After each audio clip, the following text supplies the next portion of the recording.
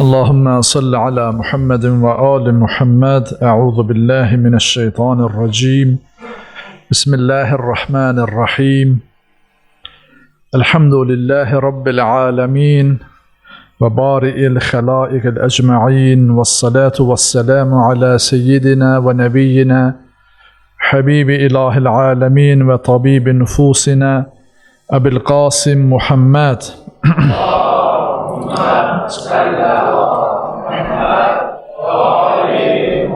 وآله الطيبين الطاهرين المنتجبين واللعن الدائم على أعدائهم أجمعين من الآن إلى قيام يوم الدين. أما بعد، قال الله تعالى في كتابه الكريم: بسم الله الرحمن الرحيم. المال والبنون زينة الحياة الدنيا والباقيات الصالحات خير عند ربك ثوابا وخير أملا. Sadakallahul aliyyul azim. Eyyuhel mu'minun, usikum ve nefsi bitegvallah. Əziz möminlər, sizləri və özümü ilahi təqvaya dəvət edirəm. Allah Teala bizləri təqva əhlindən qərar versin, müttəqilərdən qərar versin. Bu mübarək cümə gününün haqqını əda eləməyi hər birimizə nəsib eləsin. Çünki cümə günü, cümə moizəsinin əsas vəzifələrindən biri də budur ki, özümüzə, cəmaata, xalqa təqvanı yada salaq, xatırladaq və etdiyimiz əməllərin təqvalı olmasını istəyək, arzulayaq və bu yolda səy edək. Çünki Allah Teala yalnız təqvalılardan qəbul edir. Əməlləri yalnız təqva ilə görülən əməlləri qəbul edir. Bugünkü gün moizəmizin də mövzusu əslində elə təqva ilə, ixlasla görülən əməl, salih əməllərdən söhbət açılacaq, xeyrxahlıqdan söhbət açılacaq ki, bizlərə Allah Teala insanlara, müsəlmanlara niyə görə əvvəlcə iman gətirin buyurur, arxasıca, davamıca buyurur ki, və amelus salihat. Sonra salih əməllər görün. Yəni, gördüyünüz salih əməllər, yaxşı işlər, imanla xeyrxahlıq dərəcəsinə qalxar. Yəni, xeyir dərəcəsinə qalxar. Oxuduğum Kəhf surəsinin 46-cı ayət-i kəriməsində Allah-u Teala buyurdu ki, Bismillahirrahmanirrahim. El-məlu vəl-bənunə zinətul həyatid dünya. İnsanın malı, varı, dövləti dünya həyatının zinətidir, bəzəyidir və eyni zamanda övladları. Yəni, insan övladı Allah Teala elə qərar verib ki, fitrətində elə qoyub ki, insan övladı bu dünyada mal, dövlət qazanmaqla, kəsb etməklə və eyni zamanda övlad sahibi olub, o övladı böyüdüb, boya başa çatdırmaqla öz həyatını zinətləndirir, bəziyir. Yəni, həyata bir marağı olur. Allah Teala biz insanlarda həyata bağlılığı bu iki vasitə ilə qərar verib. Mal, dövlət və övlad vasitəsilə. Sonra isə davamında buyurur ki, vəl-baqiyatus salihat.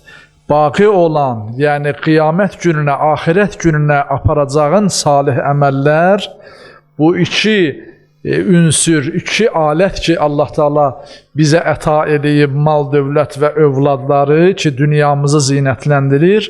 Bunlar vasitəsilə baqi olacaq salih əməlləri qiyamət gününə apara bilərik, özümüzlə baqi saxlaya bilərik və buyurur ki, o sənin Rəbbinin yanında da o daha xeyirlisidir. Yəni, qazandığın mal, dövləti axirət gününə apara bilsən, o Rəbbinin yanında daha xeyirlidir. Bəs insan övladı axı özü ilə heç bir şey apara bilmir. Yəni, insan dünyasını dəyişdi, heç bir şeysiz bir kəfəndən başqa özü ilə heç bir şey apara bilmir.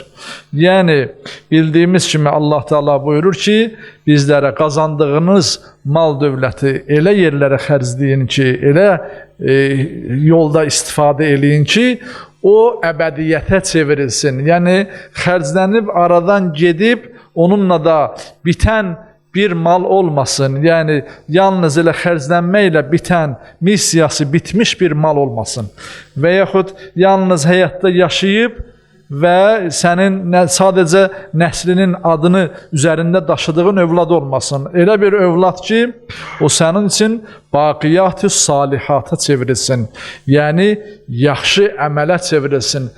Qiyamət günündə də, biz dünyamızı dəyişəndə də bizdən sonra, yəni axirət günündə bizim imdadımıza, dadımıza yetişəcək mal, dövlət və övladlar olsunlar inşallah. Bu mənada bizlər, Allah-u Teala bizləri istər qazandığımız malla, imkanla bizi xeyirxahlığa dəvət edir, yaxşılığa dəvət edir ki, insan həyatının ən ali məqamıdır xeyirxahlıq, yaxşılıq. Yəni, yaxşılıq etmək insan qəlbinin saflığından xəbər verir. Xeyirxahlıq etmək xalqa, insanlara, millətə, ətrafındakılara, yaşadığın hər hansı bir mühitdə, o cəmiyyətə, əlsiz ayaqsızlara, xüsusən imkansızlara yardım göstərmək, yolu açılmayanlara yol açmaq, inkişafı üçün zəmin yaratmaq və yaxud insanları pisliklərdən çəkindirmək, bütün bunlar xeyirxahlığın əhatəsindədirlər. Allah Teala bizləri inşallah bu işlərdə müvəffəq eləsin. Ümumiyyətlə, bir insanın dəyəri başqalarına nə qədər, hansı dərəcədə faydalı olmağından asılıdır. Bir insan övladının dəyəri, qiyməti, o insan övladı başqalarına, digərlərinə, istər öz ailəsinə, istər sosial cəmiyyətdə yaşadığı insanlara, qonşusuna, qohumuna, nə bilim, iş yoldaşına və s. onlara nə dərəcədə faydalılıq dərəcəsi ilə ölçülür. Ona görə insan övladı çalışmalıdır ki, təkcə özü üçün yaşamasın, qazandığını təkcə özünə xərcləməsin. İnsan övladı başqalarına xərclədikcə faydalılıq dərəcəsi qalxar. Onun qiyməti də Allah yanında da qalxar. Və bu Allah üçün ediləndə Allah tərəfindən qəbul olunan salih əməl olar. Və bu baqiyata çevirilər, yəni baqi qalan əmələ çevirilər. Allah üçün edilən əməl olanda, yaxşı əməl olanda, başqalarına faydalılıq olanda bu çevrilir olur baqi salih əməl. Həzrəti İmam Sadiq əleyhissalamdan buyurulur ki, müsəlmanın din qardaşına öz ehtiyacını açıb söyləməsi ona qarşı nə qədər ümidvar olub, etimad göstərməsinə dəlalət edir. Yəni, bir insan, bir başqa insana əgər ehtiyac üzündən öz ehtiyacını bildirirsə, deməli, o ağız açdığı, yəni o kəsdən ki, ehtiyacını istədiyi kəsdə nə qədər ümid elədiyinin göstəricisidir. Ümid də Allahadır. Ümidin simvolu bütün ümid verənlərin, ümid verəni Allah Teala'dır. Deməli, Allah Teala yer üzərində insanlar arasında özünə məxsus olan bir xüsusiyyəti insanlara da bəxş edir ki, başqalarına da ümid yeri ola bilsinlər. O ümidi heç kəs puç etməyə haqqı yoxdur. Kimsə birisi bir ümidlə onu ağız atsa, ona əl atsa, ondan ehtiyac istəsə, onu bilsin ki, bu Allah Teala'nın bir lütfüdür. Bir ilahi lütfüdür. Yəni, ümid yeri olmaq, kiminsə ehtiyacını ödəmək üçün onun qapısına gələn olanda bilsin ki, gələn Allah Teala'nın qonağıdır. Allah Teala göndərib o kəsi, Allahın elçisidir. Bir hədis-i şərifdə Həzrəti Peyğəmbərimiz buyurur ki, Allah Teala'nın elçilərini qapınızdan geri qaytarmayın. Bu bir neçə şeyə dəlalət edir. Biri də budur ki, deyir ki, sizə ehtiyacı vaxtı, sizə ağız açan, sizə ümid qapısı kimi gələn insanı geri qaytarmayın. Çünki o Allahın elçisidir. Yəni, Allah-u Teala bizə göndərdiyi bu, yəni o kəslər ki, insan övladıyıq, bir cəmiyyətdə yaşayırıq, biri-birimizə mütləq müəyyən məsələlərdə ehtiyacımız var. Heç kəs ehtiyacsız deyil, mütləq ehtiyacsız olan Allah Teala'dır. Hamımız möhtacıq, həm biri-birimizə ehtiyacımız var, həm də nəhnu muhtacun ilə Rabbina. Biz Rəbbimizə möhtacıq. Mütləq mənada o ehtiyacların cəmi Allah Taala'ya yönəlir. Allaha ehtiyaclıyıq və Allah Taala da bir-birimizin ehtiyaclarımızı ödəməyi onu ilahi bir lütf bilir. Ona görə İnsanların bizə üst tutub hacətini söyləməsi Allahın nemətlərindəndir. Həzrəti İmam buyurur. Belə isə Allahın nemətindən istifadə eləyin. Xalqı özünüzdən kənar eləməyin. Həzrəti Musa Kazım əleyhissalam buyurur ki, mömin qardaşının ümid bəsləyərək qapısına gələn şəxsə bu əta olunmuş bir mərhəmətdir. Və Allah Taala'nın bizə əta elədiyi bir mərhəmətdir ki, bizim din qardaşımızın və yaxud bir insan olaraq qardaşımızın ehtiyacını açıb bizə söyləməsi, ümid bəsləyərək, arxalanaraq bizim qapımıza gəlməsi, bu onun ümidinə dəlalət edir və bizim də onun ümidini necə deyirlər, yaşatmamız lazımdır, yaşatmamız lazımdır. Nəinki onun ümidini söndürməməmiz lazımdır ki, Allah Taala'nın da bizdən istədiyi budur. Allah-u Teala özü də Qur'an-ı Kərimdə buyurur ki, Bismillahirrahmanirrahim.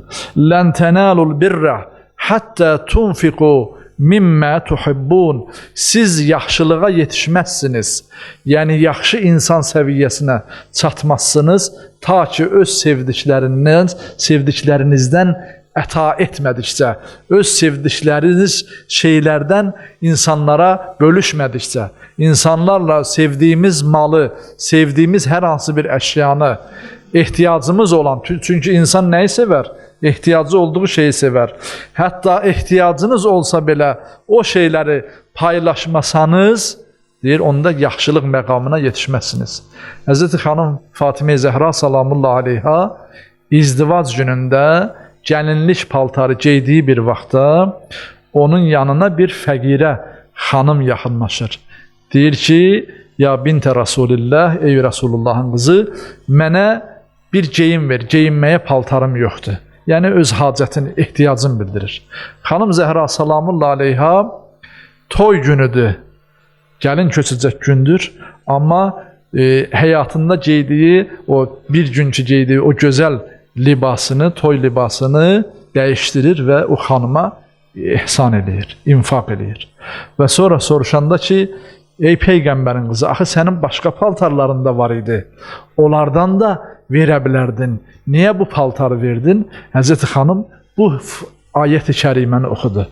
Dedi ki, lən tənalul birra hatta tunfiqu mimmə tuhibbun. Yaxşılığa çatmarıq ta ki sevdiklərimizdən əta etmədikcə. Bu ayət-i kərimənin məzhəri, göstəricisi oldu Həzrəti xanım Fatimə Zəhra salamullah aleyha. Ona görə məsumlarımız bizim üçün kamillik nümunəsidir.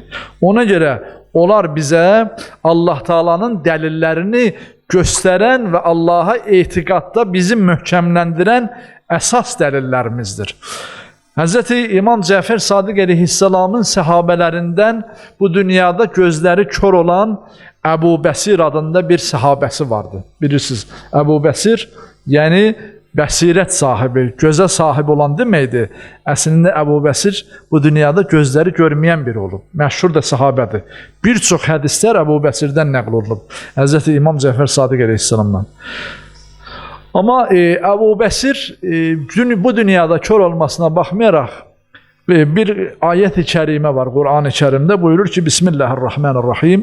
Və mən kənə fi həzihi ə'mə fəhuvə fil əxirəti ə'mə və adallə səbilə. Buyurur ki, bu dünyada Allah Taala'nın dəlillərini görməyib, gözü və qəlbi kör olan axirətdə də kör olar. Yəni, bu ayənin zahiri mənasında belə başa düşülür ki, bu dünyada kör olan axirətdə də kör olar. Və haqq yoldan daha da çox azar. Əgər bu ayət-i kəriməni biz gözü bu dünyada görməyən Əbu Bəsirə aid eləsək, Əbu Bəsir buna layiqdir. Xeyr, Əbu Bəsir Peyğəmbər və Ali Peyğəmbərin sadiq, gözəl sahabələrindən idi və bu dini aləmə yayılmasında, hədislərin daşınmasında mühüm rol oynayan bir səhabə idi. İmamın köməkçisi idi. Əbu Bəsir bu dünyada gözləri görmürdü.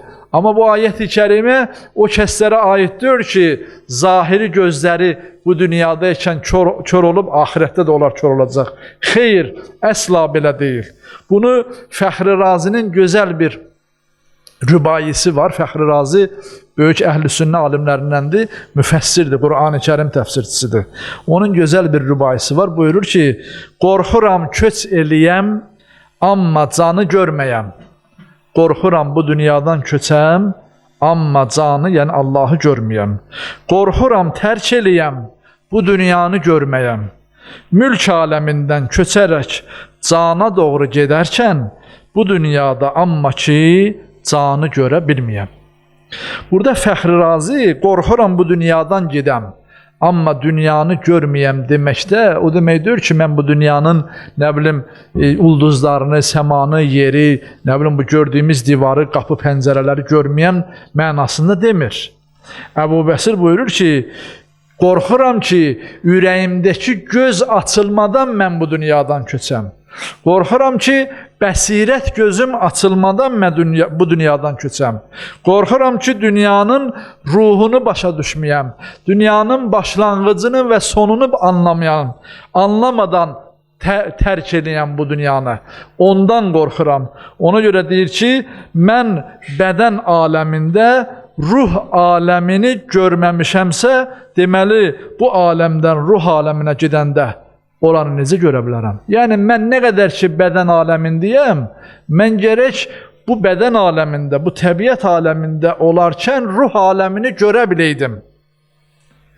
Onları görə bilməsəm, ruh aləmini görməsəm bu dünyada ikən, mən onda bu dünyanı görməmiş kimi köçmüş olacam.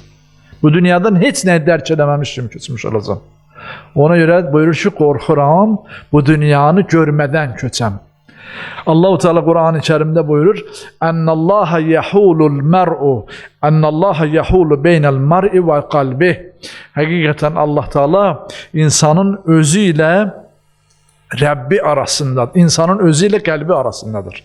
Allah Teala insanın özü ile kalbi arasındadır. İnsan evladı eğer Allah'ı dərk edə bilməsə və yaxud özünü dərk edə bilməsə, Allah Teala vasitəsilə onda elə ruh aləmindən heç bir şey dərk eləməyib. Onda elə bu ancaq təbii, maddi aləmlə kifayətlənib və köçüb. Amma halbuki mən burada görməliydim, lakin bacarmadım. Yəni Fəxri Razinin təbirincə desək. Və yaxud digər bir ayət-i kərimə, Taha surəsinin 125-126-cı ayələrində Allah Teala buyurur ki, yəni o bəndələrin dili ilə buyurur. Buyurur ki, "Qalə Rabbi, limə həşərtəni ə'mə və qad kuntu basira." Deyərlər ki, o belə deyər, "Ey Rəbbim, nə üçün məni məhşərə kör olaraq gətirdin? Halbuki mən dünyada görən idim." Yəni deməli, bir çox insanlar olacaq ki, insanlar dünyada görəndilər. Gözləri görür, bizim kimi, hamımız. Amma Allah göstərməsin, bəzilərimiz qiyamət günündə kör olaraq, məhşur olaraq, həşr olunaraq. Və onda bəndə Allaha belə etiraz edir. Deyir, "Ya Rabbi, mən axı dünyada görən idim. Gözlərim görürdü, məni məhşərə niyə kör gətirdin?" Sonra davamında buyurur Allah Teala, "Qala kazalika atatka ayatina feneseytaha ve kazalikal yevme tunsa." Buyururlar ki, amma sənə ayələrimiz, möcüzələrimiz, qüdrətimizə dəlalət edən əlamətlər gəldi, sən isə özünü görməməzliyə vurdun. Yəni dünyada ikən sənə bizim ayələrimiz göstərildi, bizim dəlillərimiz, subutlarımız, nişanələrimiz sənin gözünün önündə sərilmişdi. Sən özün onları görmək istəmədin. Görməkdən imtina elədin. Dünyaya, gözünü dünyadakı o maddi aləmə dikdin. Aradan gedəcək, fəna olacaq, puç olacaq şeylərə gözünü dikdin. Amma bizim nişanələrimizi görmədin və onları unuttun. Elə isə sən də bugün unudulacaqsan. Yəni Allah Teala öz bəndələrinə qiyamət günündə bu cür deyəcək. O dünyada malik olduğumuz deməli göz, qiyamət günündə karımıza gəlməz. Bu dünyada gördüyümüz göz qiyamət günündə bizə fayda verməyəcək. Yəni qiyamətdə başqa göz lazımdır. Məhşərdə başqa göz lazımdır. Ki həmin gözü biz gərək bu dünyada kör eləməyək. Qiyamət günündə ruh aləmində olacaq gözü gərək burada ikən açaq. Burada ikən o gözü görən edək. Yoxsa, yəni məsələlər burada həll olur. Dünyada həll olur. Qiyamət günündə görəcək göz bu dünyada açılmalıdır. Bu dünyada açılmadısa, bəsirət gözü açılmadısa, onda Allah Teala göstərməsin. Allah hər birimizdən uzaq edəsin. O dünyaya biz insanlar gözü kör olaraq gələr. Bizim dünyadakı nişanələrimiz var idi, Allah Teala buyurar. Sən həmin nişanələri, yəni bizi görmək əvəzinə, bizi tanıyaraq həqiqəti dərk etmək əvəzinə onları kör elədin. Yəni görmək istəmədin deyə həqiqət aləminə gəldiyin zamanda həmin gözü kör etmiş oluruq. Allah göstərməsin. Ona görə Allah-u Teala hələ o dünyaya köçməmişdən qabaq bu dünyada ikən o dünyanın gözünü qazanmağı bizlərə tövsiyə edir ki, Allah bizi qiyamət günü kör gətirməsin. Mutaffifin surəsinin 15-ci ayəsində Allah-u Teala buyurur ki, Kəllə innəhum an rabbihim yevmə izin ləməhcubun. Xeyr, o gün Rəbbinin mərhəmətindən məhrum olacaqlar. O kəslər ki, Allah Teala'nın dəlillərini və nişanələrini görmədilər. Yəni, Allah'a imanları sabit olmadı. Allah'a etiqadları sabit olmadı. Qiyamət gününə, məada imanları sabit olmadı. Onlara möhtac olanlara Allah'ın mərhəməti adından olan rəhmətini, mərhəmətini, xeyrxahlıqlarını Allah üçün göstərmədikləri üçün qiyamət günündə o kəslər məhşərə kör gələrlər. Deməli, bizə açılan əllər, ehtiyac üçün edilən müraciətlər əslində Allah Teala'nın nişanələrindəndir. Allah Teala'nın ayətlərindəndir. Bunu bu cür qəbul edəcəyik. Bu cür qəbul eləsək, Allah'ın nişanəsi kimi qəbul eləsək, etiqadımız möhkəmlənər, kamil olar, imanımız möhkəmlənər. Ona görə edilən nə qədər yaxşı əməl olsa, nə qədər xeyrxahlıqlar da olsa, onlar əgər Allah'a etiqadla, imanla olmasa Allah Teala heç birisini qəbul eləməz. Qəbul olunan İnnallaha yetəqabbəlur minəl muttaqin. Allah Teala yalnız təqvalılardan qəbul eləyər. Yəni Allah üçün edilən əməli qəbul edir. Allah Teala hər birimizin əməllərini inşallah Allah üçün edilən xalis əməllərdən eləsin. Allah Teala bizi dünyaya başımızı qarışdırmaqla ahirət gününə bizi kör eləməsin inşallah. Allah Teala bəsirətimizi açıq eləsin, bizi bəsirətli bəndələrindən qərar versin, bizi xeyrxahlardan qərar versin inşallah. Allah Teala özümüzlə bərabər başqalarını da görməyi, onların da ehtiyaclarını görməyi hər birimizə nəsib eləsin. Zəmanə imamımızı səhih səlamət eləsin, zuhurun təzil eləsin. Bizə ona etiqadda, biz onu da görmürük. İmam Zaman Ağa'nı gözümüzlə, dünya gözü ilə görmürük. Amma ona etiqadda, necə ki ahirət gününü gözümüzlə görmürük, ahirətə imanda, qiyamətin baş verəcəyinə imanda, bərzəxə imanda, necə Allah Teala bizə o imanı istəyir, zamanəmizin də imamını etiqadda Allah Teala bizi etiqadlı eləsin, imanlı eləsin, ona bağlılığımızı günü-gündən artırsın, onun zuhurun təzil eləsin, səhih səlamət eləsin, o niyyətə Peyğəmbər, ali Peyğəmbərə salavat zikr edəyək. Allahümmə salli alə Muhammed وآل محمد. أعوذ بالله من الشيطان الرجيم. بسم الله الرحمن الرحيم. قل هو الله أحد الله الصمد لم يلد ولم يولد ولم يكن له كفوا أحد. صدق الله العلي العظيم.